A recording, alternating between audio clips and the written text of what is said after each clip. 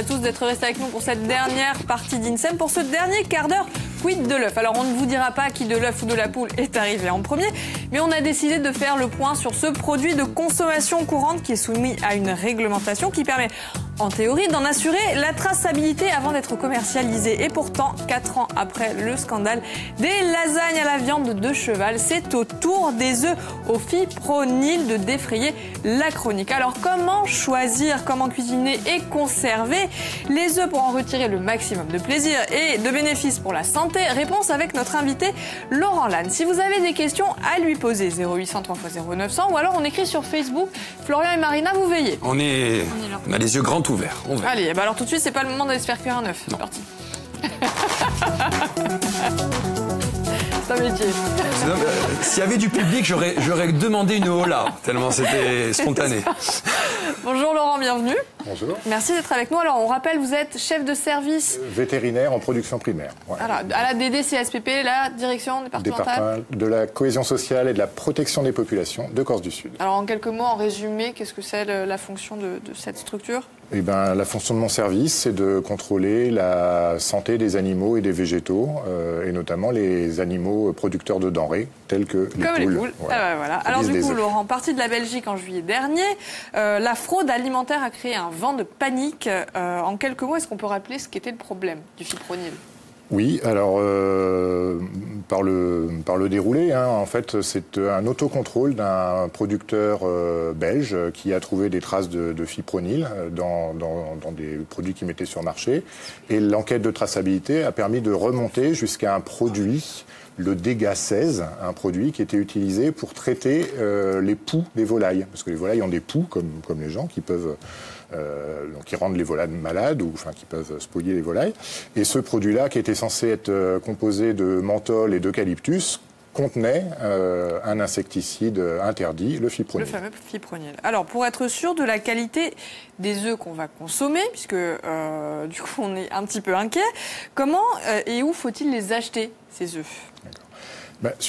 Juste sur l'inquiétude, c'est-à-dire que l'inquiétude, c'est quand il y a des gens qui fraudent. Donc c'est l'éternel jeu du gendarme et du voleur.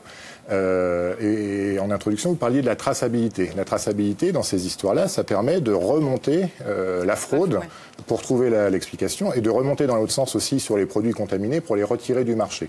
Donc sur ce point-là, on peut être rassuré sur le fait que la traçabilité fonctionne. Il faut savoir qu'il y a 200 élevages qui ont été remontés en Hollande, aux Pays-Bas, 60 en Belgique et plus de 60 produits retirés du marché grâce à la traçabilité. Donc on peut être rassuré, parfois il arrive qu'on puisse... Non, ça marche. Ça évite pas qu'il puisse y avoir des fraudeurs. Voilà. Mais en tout cas, le dispositif de traçabilité permet de retirer les produits contaminés du marché. Donc où acheter ces œufs? En grande surface ou chez des épiceries ou sur le marché de plein vent. Par contre, des œufs en vrac. Voilà. Dans tous les cas, il faut que les œufs soient identifiés pour avoir la garantie que le fournisseur est au moins enregistré dans les services de contrôle. Donc en fait, il y a 2 grands schémas de distribution. Vous avez, on va dire, le circuit court, qui est autorisé que pour les producteurs qui ont moins de 250 poules. C'est pas beaucoup. Ces gens-là ont le droit de vendre sur les marchés ou chez eux. Il faut savoir qu'ils ne sont pas soumis à des contrôles sanitaires particuliers. Ce qu'il faut, c'est qu'ils marquent leurs œufs pour qu'on sache d'où ils viennent. Ils n'ont pas le droit non plus de les emballer. C'est pour ça qu'ils doivent les vendre en vrac et ils peuvent les conditionner que devant le consommateur. Et les informations ne sont pas marquées sur la boîte, elles sont marquées sur un petit panneau à côté des œufs. Donc le calibre de l'œuf, le mode d'élevage et la date de consommation recommandée. Voilà. Ça, c'est les circuits courts. Ces gens-là n'ont le droit de vendre donc que chez eux ou sur les marchés. Ils n'ont pas le droit de vendre, par exemple, à des restaurateurs ou à des entreprises qui, après, transforment les œufs, vont faire des omelettes, etc. L'autre circuit, le circuit long, donc tous les détenteurs de plus de 250 poules, eux, ils doivent passer par un centre d'emballage agréé. Qu'est-ce que fait le centre d'emballage? Il mire les œufs. Donc, il y a des machines qui vont regarder si les œufs ne sont pas souillés ou fêlés, ou s'il n'y a pas des traces d'hémorragie dans les œufs. C'est par transparence, une lumière assez puissante à travers l'œuf. Donc il mire les œufs, il les calibre aussi, il les emballe, et après ça peut être vendu en circuit long, donc soit à grande surface, soit dans l'industrie qui met en œuvre des ovoproduits. D'accord. Et les producteurs de plus de 250 poules ont, eux, une obligation d'autocontrôle, de faire des autocontrôles pour rechercher les salmonelles, qui est le grand danger de l'œuf, lorsqu'ils mettent en place leur bande de poules, toutes les 15 semaines et avant la sortie du lot de poules. Et en plus, ils sont soumis à des contrôles par les services vétérinaires une fois par an. Alors, qu'est-ce qu'on risque, vous parlez des salmonelles, si on mange des œufs pas frais, par exemple? Alors, le problème de l'œuf, c'est que on sait qu'il vient, on sait d'où il vient, de la poule, et que la salmonelle est un germe fécal. Donc assez vite, on comprend qu'il peut y avoir des salmonelles sur la coquille de l'œuf, voire à l'intérieur. Alors les salmonelloses, ça cause des gastro-entérites, c'est pas sympa. Voilà, avec de la fièvre, qui peuvent être assez bénignes pour des personnes en bonne santé, mais qui peuvent avoir des conséquences graves pour des personnes fragiles. Il faut savoir que les salmonelloses sont la principale cause d'intoxication alimentaire en France. 80%. Pour autant, non. 15% des cas confirmés aujourd'hui. Je vais faire une belote, je reviens.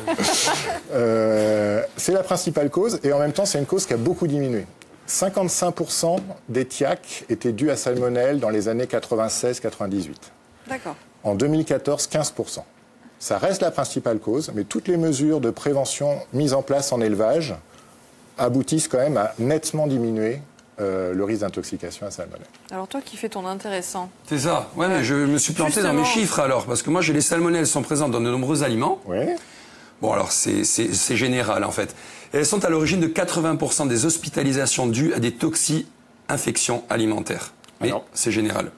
En fait, là vous parlez des TIAC qui ont donné lieu à des hospitalisations. C'est ça. Donc, alors je ne sais pas si votre chiffre est réel ou pas, mais on ne parle pas de la même chose. Mm-hmm. Peut-être que dans les intoxications sévères qui nécessitent une hospitalisation, là on a un plus grand taux d'intoxication à salmonelle. Alors vous le disiez tout à l'heure, la réglementation est plutôt stricte sur ces produits, mais l'utilisation est quand même négociable en respectant bien sûr certaines recommandations. Les œufs en coquille peuvent être maintenus en collectivité, ne serait-ce que pour leur qualité nutritive et leur utilisation dans de nombreuses recettes traditionnelles et festives.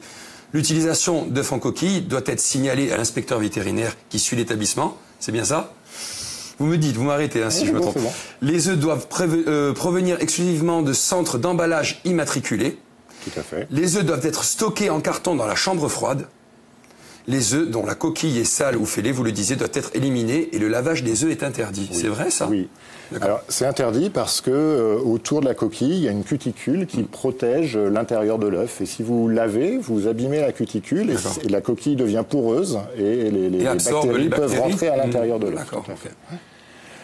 Alors après, le consommateur a aussi un rôle à jouer. Là, vous parliez du rôle du producteur ou du restaurateur. Le consommateur, lui, il doit... si possible, acheter un œuf tracé, et ça c'est écrit sur la coquille, on le verra. Et puis après, ils doivent mettre son œuf au frigo, en évitant les chauds froids qui font de la condensation sur la coquille. Et il doit aussi éviter de mettre ses œufs en contact avec d'autres aliments. Parce que comme l'extérieur de l'œuf peut être souillé, s'il le met en contact avec de la viande fraîche, par exemple, ça peut contaminer les autres aliments du frigo. D'ailleurs, est-ce que c'est pour ça que dorénavant, enfin j'en ai l'impression, les restaurateurs, les hôtels ont recours aux bouteilles avec les blancs et les jaunes séparés? Oui, mais ça arrive beaucoup. Alors c'est de plus en plus. Je pense qu'il y a un rôle de praticité aussi. Ça évite de passer du temps à casser les œufs. Et effectivement, il y a ce qu'on appelle les coules d'œufs. Donc ça, c'est des œufs qui sont cassés en casserie. Donc il peut y avoir des coules entières ou des coules de jaune, des coules de blanc.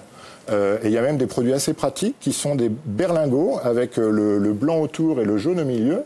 Ça permet de faire des œufs durs pour les collectivités où toutes les tranches d'œufs durs ont du jaune. Parce que si vous coupez des œufs, il y en a, ils ont que du blanc au bout. Faut pas couper les extrémités. Voilà.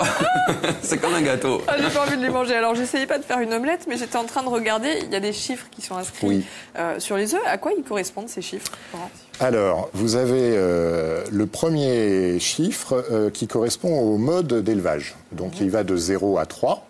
Moi, j'ai un 3, là. Vous avez un 3. 3, c'est des poules élevées en cage. Ah. Voilà. Alors, j'en veux pas. 2, c'est des poules élevées en bâtiment. donc au sol, mais elles ne sortent pas. Elles ne voient pas le soleil. Elles ne voient pas le soleil. C'est des poules qui ont accès à un parcours en plein air. Donc la nuit, elles sont enfermées dans le bâtiment, mais le jour, elles peuvent sortir, se dégourdir les pattes à l'extérieur. Et 0, c'est des poules élevées selon les prescriptions des élevages bio. Bio. Voilà. Alors ma préférence ira au 0. Mais ça ne veut pas dire que... Et après, il y a d'autres chiffres. Il y a d'autres chiffres. Ah oui, mais la date. Après, il y a le code ISO du pays où ils ont été pondus, donc FR pour la France. Après, vous avez 3 lettres, donc là, c'est JBN qui correspondent à l'élevage d'origine.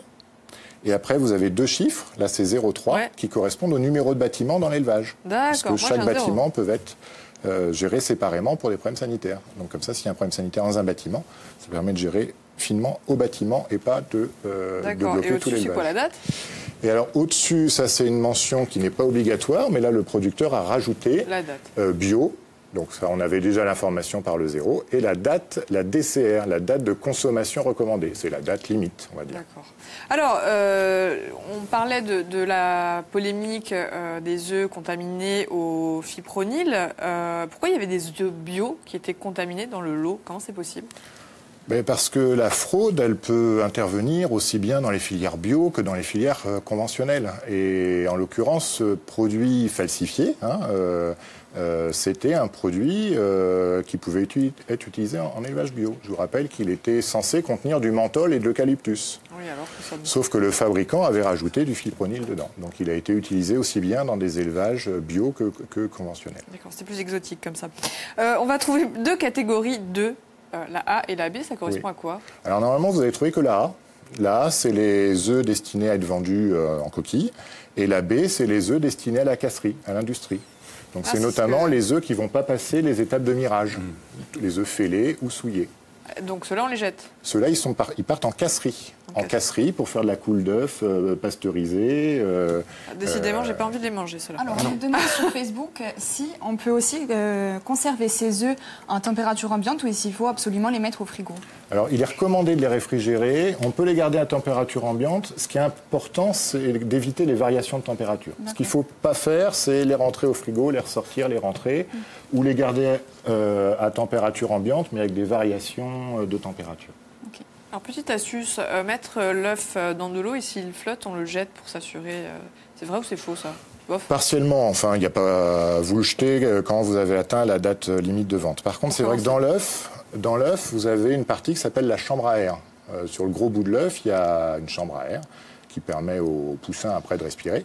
Et bon, bien sûr, les œufs vendus pour la consommation ne sont pas fécondés, donc vous risquez pas d'avoir il n'y aura pas de poussin à l'intérieur, normalement. Mais la chambre à air diminue au fur et à mesure du temps, puisque l'air s'évapore de la coquille. Donc moins il y a d'air, moins il flotte, et au bout d'un moment, l'œuf, il coule. Bon, c'est pas parce qu'il coule. On va commencer à regarder la date pour être sûr. Voilà. Ce sera Vaut mieux déjà regarder la date, c'est plus efficace. Merci beaucoup, Laurent, d'avoir répondu à toutes nos questions. Merci, Florian. Merci, Marina. Et bravo pour cette première émission à nos côtés. On va se retrouver aussi tout au long de la semaine.